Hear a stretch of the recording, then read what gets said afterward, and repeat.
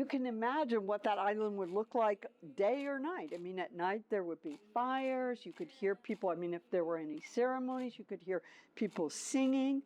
Just imagine being in the villages around this lagoon and you hear the songs.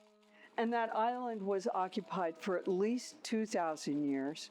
We found a metate. We were able to date that, and it was quite old, 9,000 years old.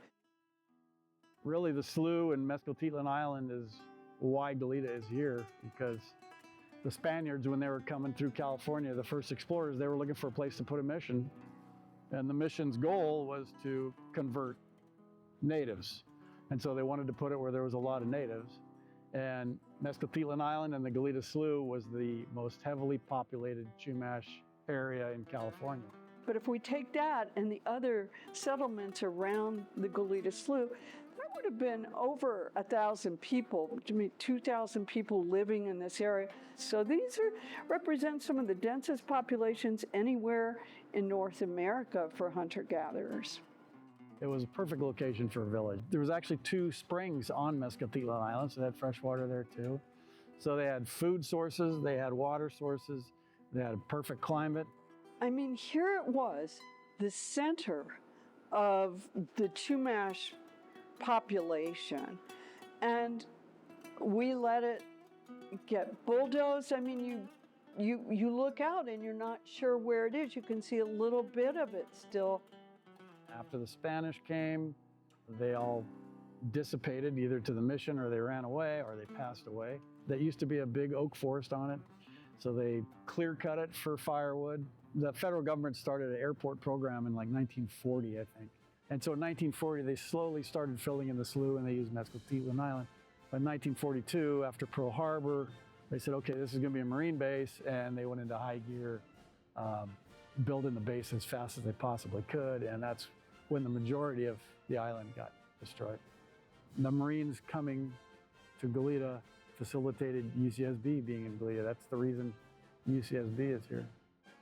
They needed to fill in more of the slough, so they took more of the island to fill in that side of the slough to build War Memorial. And so today we have just a little sliver of the island left, and it's just a chunk of dirt sitting there now.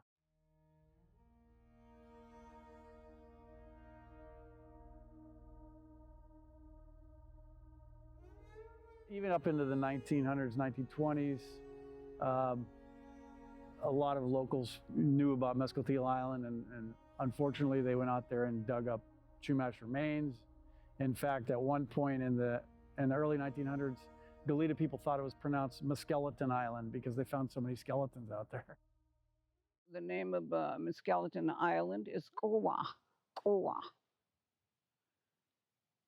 And it should go back.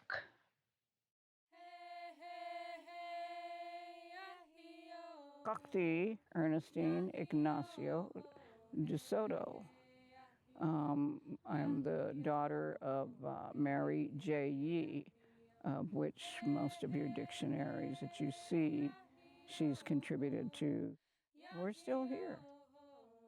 We're not going anywhere. I mean, I am, but I mean, we're not going, even if there's 1% of us left here.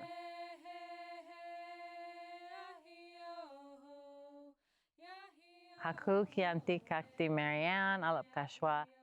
I grew up knowing that I was strong and there was things that I could do. Not everybody practiced those things, and that was okay.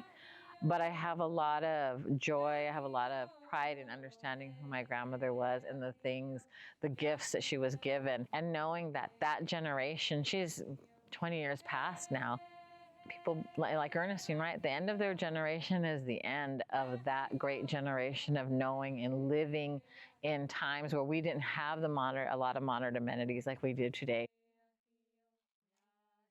One of the stories recorded from Ernestine's great-grandmother, Luisa Ignacio, had to do when she was a young woman married to the stepson of the chief from Santa Cruz Island who lived at Moore Mesa.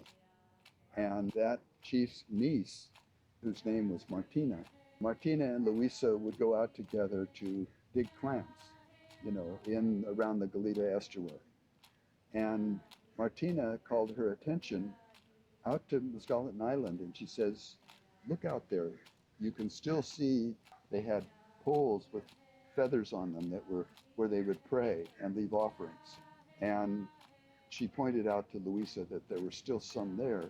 And so this would be in the 1850s, so there were still ceremonies that were going on the island much longer after the mission period, into the mid-19th century and beyond. Part of it is a mound, but there's also a lower part. That's where actually the sanitary district has its, That's all we're good for. sewage treatment plant is right on top of the village, That's what all we're good for. where the village was located. That's what, the colonized people think of us, sewage. And we think likewise of them. That wasn't very nice, was it? No. But I have to tell the truth. That's how my mother raised me. Oftentimes I imagine what it would be like to living there in those times, and the serenity and the peacefulness and just the beauty of it all. We only get to think about it in our imagination or see if somebody's drawing artwork of it, because we have no actual pictures and it's all its glory. But I read about all the oak trees and I'm like, oh my goodness. Instantly become very happy. But then I hear the planes and I'm like, what would this look like without the planes? To be able to go back seems like just like the perfect idea to me anyways. I would give up my car, everything to be living in those times. And people are really surprised when they ask me that, like, really, you would want to go back? I'm like, absolutely, absolutely. If what remains could be returned to the Chumash and they could use that area for special collecting areas, also for controlled burns, and areas to do ceremonies. I mean, the island itself was very significant in terms of its ritual and ceremonial meaning. And if we could recognize that and allow the Chumash to really use this area, I think that would be just fantastic. That's a joke. And what Chumash are you going to give it to? One already got, what did they get? That poisoned land, it's contaminated. Land back is a little complicated, but I believe it is 1,000% doable. Chumash, I think we are a very large group of people. We are fractured and disconnected in many ways, and a lot of that is not our fault. A lot of that is through colonization that was meant to be. That was their end goal of separating us out of our villages. That's one word they don't want us to say. They want us to stay away from using the land back word, but it's like, it's not a bad word and people should not be afraid of it. I would love it. I would love this land back or somewhere hidden back there away, but not. And just leave me alone. We have to teach them the different things about land back, because if they don't understand, they're only going to come at it or understand it from a fear-based. Like, what do they mean they want land back? Do I have to give up my house, my property? So explaining, we're not kicking you out of your house. That's not what we're asking, even though that was done to us. But we want a space in this area. We would love a native garden. We would love to be able to come harvest here. We would love to be able to get in this gated community. Everywhere we're having to get permission to get into, and it just seems so wild to me. I would have never thought, if you look into history, that people would be so just, first of all, almost completely wiped off the planet, and then the people that are left in that tribal group have to jump all these hoops to get into just their territory. Oftentimes politicians then feel like, well, I don't want to get into this because now this is a fight happening or an argument. We don't want to get caught in this. So they try to just make everybody happy and kind of like, well, we won't build right now. There'll be more meetings. Maybe we can talk about this more down the line. And I'm like, but then those conversations never come up. You know, people leave, they get voted into other positions, new people come in, and we're often seen as like, oh, I have to talk to these people. And we're seen as being aggressive a lot of times. But we're tired of, we've been nice for decades and it does not pay. We're tired of it. We're wanting to be heard. We're at the point of desperation. And when people are starting listening, sometimes you really gotta like, hey, I am here. I know you see me. Please listen to me and follow through with this. Let's really work on this. We know that we were there. We know certain people had land grants, were given these land grants, and these families should be looked at first to be given the land back. And there's going to be deep, hard conversations that need to be had, but they absolutely need to be had. I think the airport can do an airport tax. You know, they're making money. It's a business.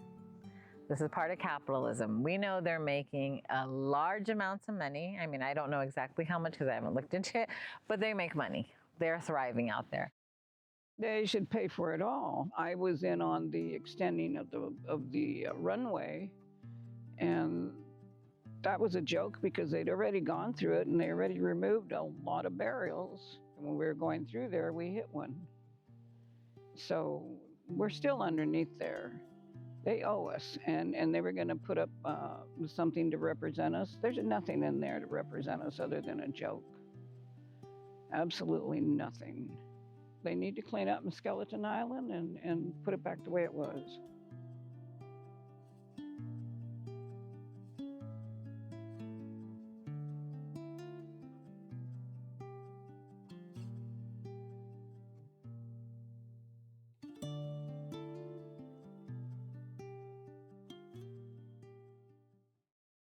This is a fairly rare plant called Sueda taxifolia, the only, I believe, perennial Sueda. Most of them are annuals. They became extremely rare in our area, and I suspect it's from all the cattle grazing we had a history of. There's one little patch left on Skeleton Island, and that's where we sourced basically 100% of the seeds. So everything around this entire estuary, where we now have hundreds and hundreds of these plants, they're all from Skeleton Island. So it's one of the last, ecological signals that are out there. There's some elderberry, there's some of that tall prickly pear, and there's this plant, but it's largely incredibly disturbed and very much degraded, destroyed.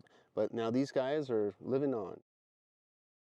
Part of restoring the land is healing, right? We're healing the land, but we're also healing the people because we are tied to the land. We are part of the land. We believe that desecration against the land is desecration against our own bodies. So we need to take that knowledge and understand that we're going to be working with these people. We're going to be working with the land. We're not separating them. Like I said, our blood, sweat, and tears is deep in the roots of this land. It cannot be taken out. Well, I'll say to you, Pili Picho, Kiwanan, Kakshwalawalin, and I hope from this that you'll take it to your heart because you might consider implementing this in some of your own families.